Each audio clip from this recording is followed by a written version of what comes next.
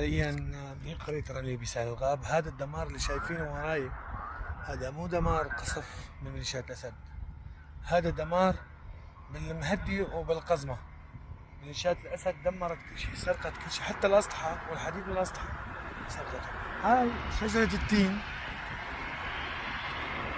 رغم كل الخراب ورغم قطع الأشجار طلعت شجرة التين وكسرت ميليشيات الأسد، مثل ما كسر ثوارنا الأبطال ورجعوا حرروا سوريا كلها من ايد ميليشيات الأسد.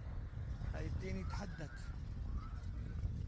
الدمار، تحدث ميليشيات الأسد ترجع من جديد وتنبت من جديد مثل أهل هاي التين اللي رجعوا من جديد لقراهم بعد تحريرها.